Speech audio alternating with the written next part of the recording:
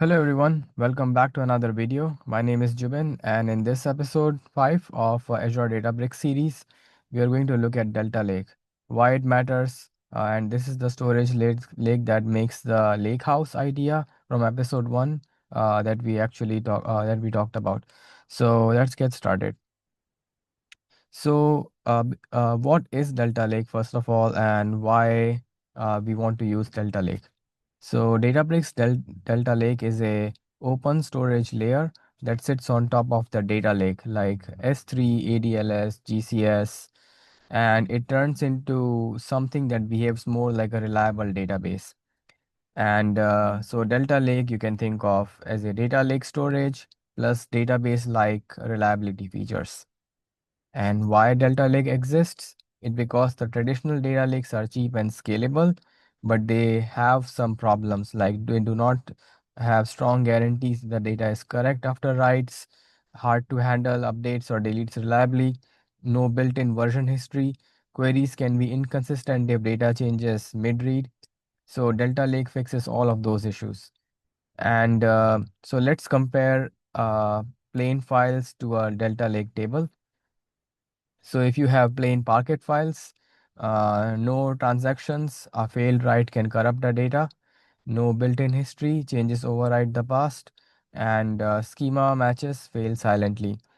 So they so once you overwrite a file, the old version is gone, and schema mismatches can fail. So you may not notice a column type can change, and it can quietly break down downstream jobs.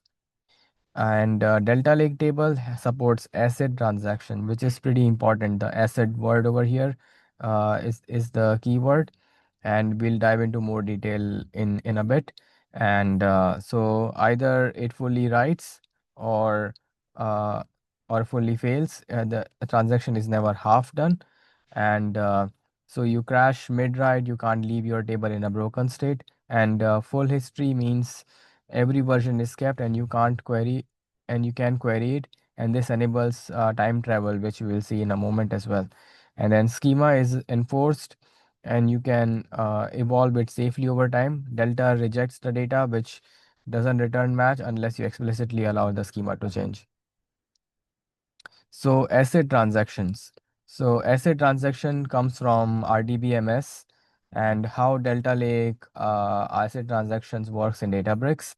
So we have already covered what is a Delta Lake, and how Delta Lake implements ACID is that we have Delta Lake log, the then the snapshot of the table reads the log, and you have new data files, and you commit the log, and then commit log is also stored.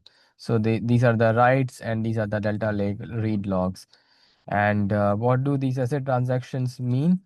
It means atomicity, consistency, isolation, and durability. So the first letter of each of this word makes acid, and together they provide concurrency control. And so write assume no conflict and proceed, and validates at commit time if the data is changed.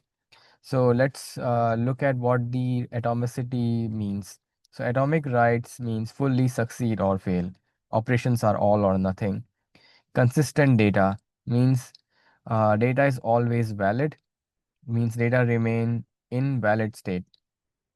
And isolation means concurrent transactions don't interfere. So if there are any race conditions in the data, uh, they the concurrent reads will be successful, but writes don't corrupt the data. The writes happen after each other. And durable means once written, the changes are permanent. And so multiple users can safely read or write the data at the same time. So if there are race condition, the at the same time at the same second or milliseconds, then the transaction one of the transaction will fail, or whichever appeared first will be successful. So what is the time travel? And here is the key idea behind the Delta Lake, which is the time travel, not this time travel where you can physically travel in time, but um, But the key idea is that is simpler than it sounds. Every change in the new version of the table, instead of overwriting the old data in place. So version 2 is your initial write, version 0 is your initial write, version 1 you update it, and version 2 is your next update. And then because you kept every version, you can travel back in time to any earlier version. So you from version 2 you can go to version 1 or version 0, or any future versions you can go back to the old versions. And it's one of the most useful features for debugging and auditing the data changes. And we will also look at the live example of this. So the Delta Lake adds four important things on top of the plain storage. So let's go through each of those. We looked at this in detail. The asset transactions, writes either fully succeed or fully fail, never half done. And this protects you from corrupted data tables if job fails midway. Schema enforcement. So bad data is rejected, and the schema can evolve safely on your data, letting the instead of letting the bad data slip through silently.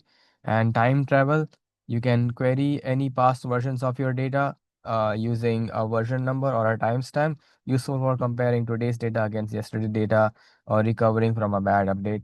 And batch and streaming, so the same table can be used for both batch jobs and live streaming data at the same time, and you don't need separate systems for historical and real-time data anymore. So let's go to look at a demo. So if you remember in episode 4, we looked at creating a sample Spark data frame, and now we will create a Delta Lake table of our own. So let me name this notebook as episode 5, and I will also be sharing all these notebooks so you have working so you can review it at your own time. So Delta Lake demo, and I'll nicely rename it later on. And now we are we will create a small in-memory table.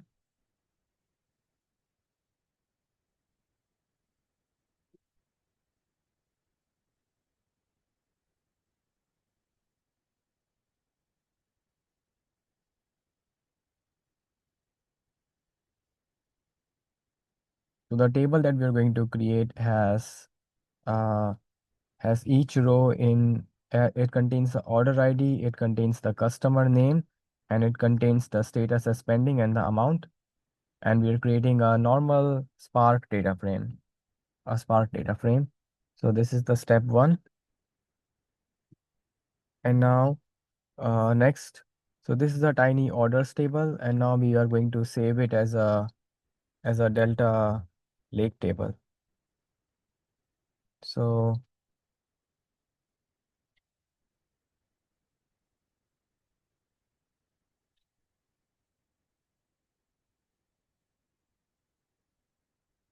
this saves the data frame as a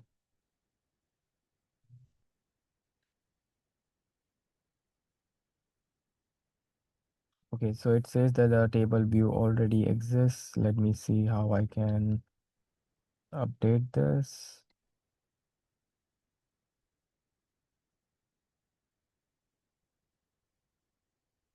I'll modify the original one and I'll modify this one. Choose a different name or drop.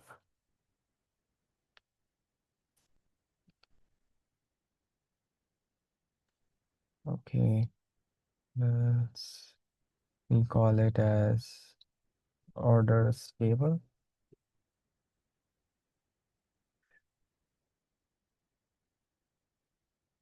All right, and now I'm going to update one row of this and in SQL. So I'm going to use SQL and use SQL comments over here and orders table.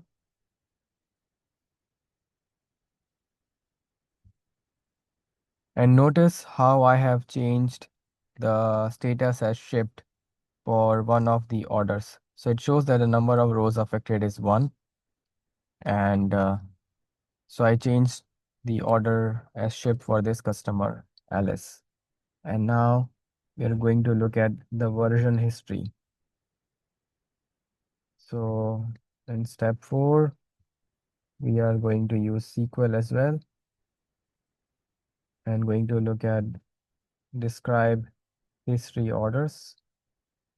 So this will show us the changes made to the table, and you will see that the version 0 is the initial write, version 1 is the update on the orders where we updated it, and version 2 is uh, like the actual optimization.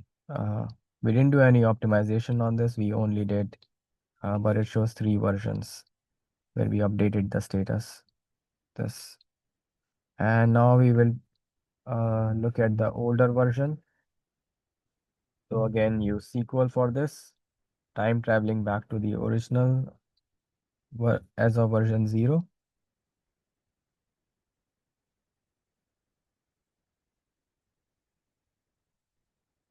So this was the original version, and now we will time travel back to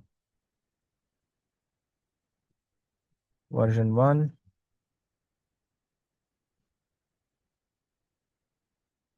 and call it step 6. So in version 1, we changed this customer ID's order to shipped. And let's call in step 7, we will look at to version 2.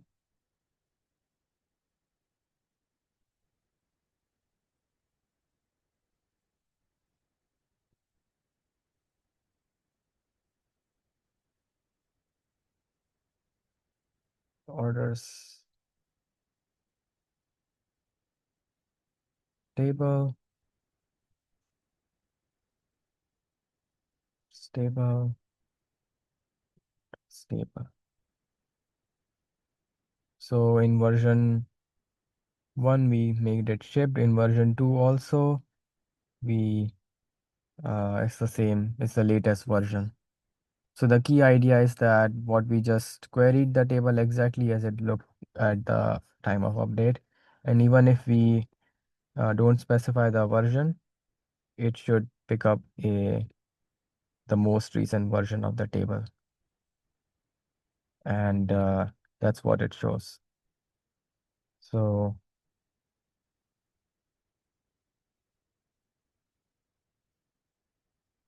shows most recent version default. So this um so that's the basic idea uh behind the Delta Lake, and we are so that's it for our demo. And let's quickly recap. Delta Lake adds reliability on top of the plain files, provides asset transactions, schema enforcement, protecting you from corrupted or silently broken data. Every change creates a new version, as we saw. And that's it for this tutorial. I hope you enjoyed it. Please like and subscribe. It helps me with this series to reach more people. And in the next video, we'll explore Databricks SQL for analysts analyzing the data and building on top of the data Delta Lake tables we've created so far. So take care and see you soon.